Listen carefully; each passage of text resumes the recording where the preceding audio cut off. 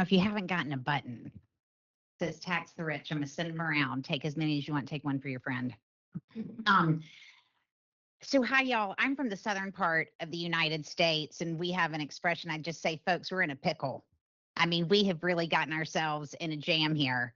And so the first thing I want to do is just big hats off and thank you to OSF and to ECRIT and to Oxfam for hosting an important conversation about the existential threat the billionaire class poses to human freedom, to global democracy, and the rule of law. That's ultimately what this conversation is about. So I am the founder and president of Patriotic Millionaires, a group that started 16 years ago here in the US and now has chapters in both Canada and in the UK.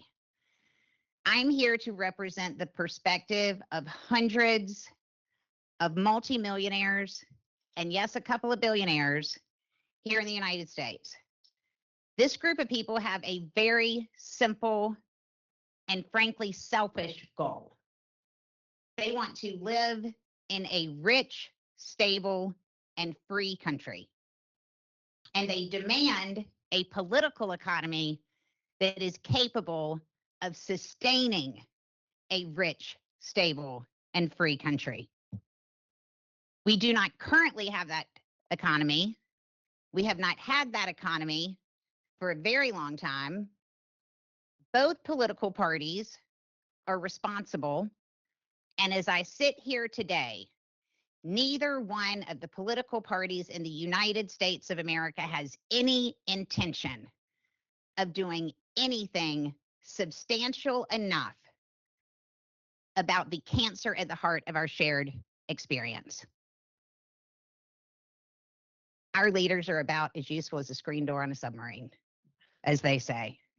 I'm going to come up with a lot of these, so get ready. Right now in America, we have billionaires taking joy rides into space while the people who work for them sleep in their cars. And that is not the worst part about it. The worst part about it is that the people sleeping in their cars are paying higher tax rates than the people in the little blue jumpsuits. That is repulsive. I want to be clear. Our members like being rich. They have every intention of continuing to be rich. They do not engage in the work that we do to reform the nation's political economy out of some sense of altruism. Our chair is very excited to tell you that he is not any more altruistic than the next guy. He's just greedy for a fundamentally different kind of country. And he happens to believe, and our members happen to believe, that in order to achieve the kind of country and the kind of world that the vast majority of people, including most millionaires, want to live in, you have to reform the economic structure underneath it. Now, you may just honestly not care how much money somebody has, but I guarantee that you care how much power someone has. And you particularly care if they are using that power to prevent you from exercising your God-given right to life, liberty, and the pursuit of happiness. There comes a point where money turns into power, where it is no longer money. And when it makes that transition, it is incumbent of all citizens in a democracy to figure out what to do about that. So how are life, liberty, and the pursuit of happiness doing here in America right now? Well, back in the 1940s, when our tax rates were 94%, you had about a 90% chance of doing better in America than your parents did.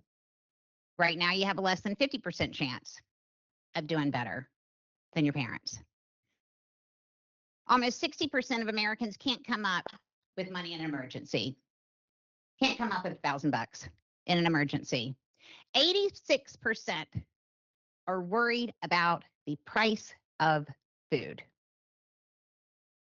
A woman we work with in the grassroots in North Carolina, where I'm from, she said, Erica, I've been pinching pennies so hard, Lincoln is squealing. These are tough times for folks making $8 an hour and getting taxed before they can support themselves. $80 trillion moved from the mid 70s to today. $80 trillion moved from the bottom 90% of our country to the top 1%. That money was taken out of the mouths of the children of this country and put into the pockets of the richest people in the country. What is the human cost of this? 2.5 million Americans addicted to opioids. Deaths of despair, deaths due to alcohol, suicide, and drugs, the highest point they have ever been. And for the first time in American history, since they started recording it, life expectancy is going down for segments of our population. Now let's just look at what's going on in our democracy. In the last 3 elections, only 41% of Americans voted in all 3 of them. 1 out of 4 Americans didn't vote in any of them. And 100 billionaire families contributed 1 out of every $6 spent on the 2024 election. Maybe that's why we witnessed the global oligarchical coup grab the queen on the chessboard in January of 2025, when 3 men who together control $1 trillion joined the first billionaire president on the bias to take the oath to uphold the Constitution, and then promptly went into office and gave themselves a tax cut. I mean, give me a break. We need 3 things from the folks involved on the international stage. We need your help, and I hope that y'all will offer it. The first thing, just on a side note, if there is an amount that is enough and there is an amount that is not enough, then there is an amount that is too much. There is an amount of concentrated wealth that is, by definition, an existential threat to humanity. There's no question that billionaires, every single billionaire, is an economic policy failure. I want to be clear, this is our failure. The existence of the billionaire class is a policy failure. But the question is not whether or not it's a policy failure, it's at what point it becomes a threat to us, and then what are we going to do about that threat? We are 10 years away from having our first trillionaire. That's 4 commas. The 3 commas is hard enough to get into. 4 commas, okay?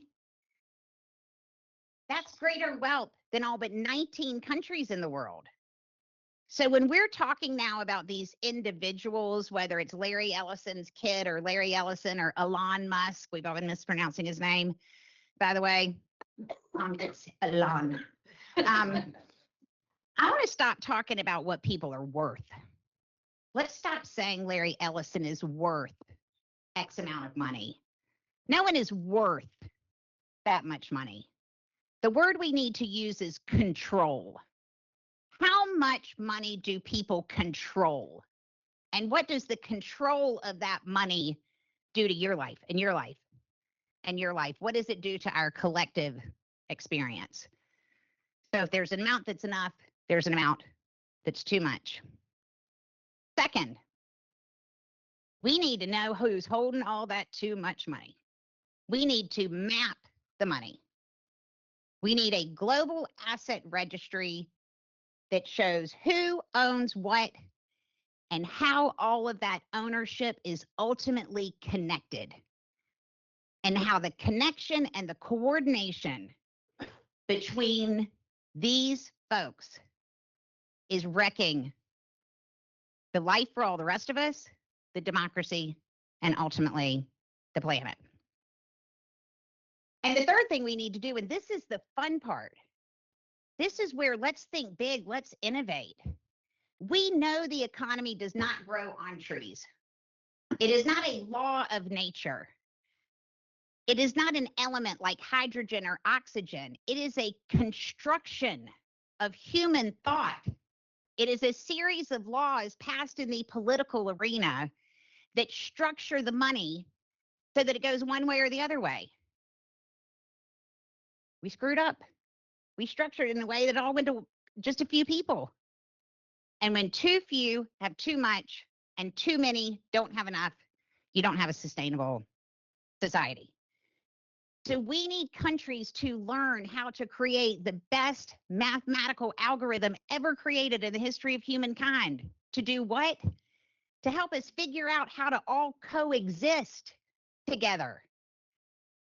This is a math problem, and it's not a particularly complicated one.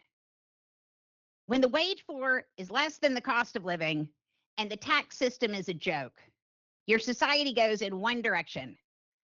And that's more unequal more quickly over time. If you hit a certain level of inequality, you by definition have a threat of authoritarianism. We passed that point. But here's the thing, there are more of us than there are of them. We have more power than they do if we use it. So the people in this room and at this series of meetings, our task is actually simple. Work within your country's borders to figure out how to create the best, most sustainable, most stable, most prosperous construct for yourselves and share that knowledge with all the rest of us all around the world. And then together, in not very short order, we can create the kind of world that we all want to live in. I believe that this could be the greatest era in human history. We have all the technology we need. We have all the knowledge we need. We have all of the connections with one another, the communications. We have all the information we need to create the kind of world that will work for everybody. And then to keep that world going as humankind evolves, we could build a heaven on earth. I know that sounds weird, but that's what we could do. We could make this work. And the people in this room can do that. Here's the thing, democracy is so irritating, so messy. Nobody gets along. You have to fight, you have to compromise. But no matter how messy democracy is, heck, a lot better than those billionaires. Thank you.